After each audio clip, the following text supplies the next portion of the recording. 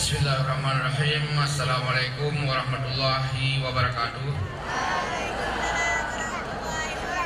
Saya hanya melanjutkan apa yang sudah disampaikan tadi, baik penghormatan juga isi yang disampaikan, hanya memperkuat.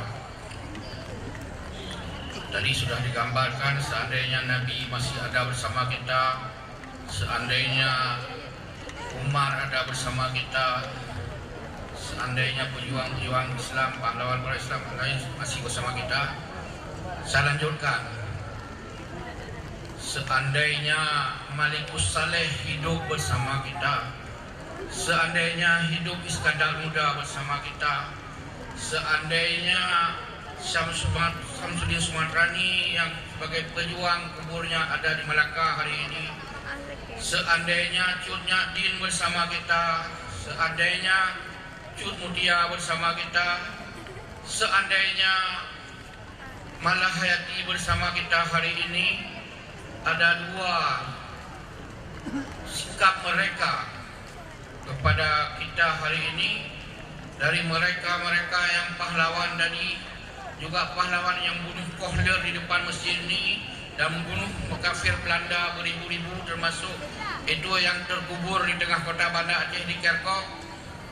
Mereka itu ada bersama kita. Dua sikap mereka kepada kita.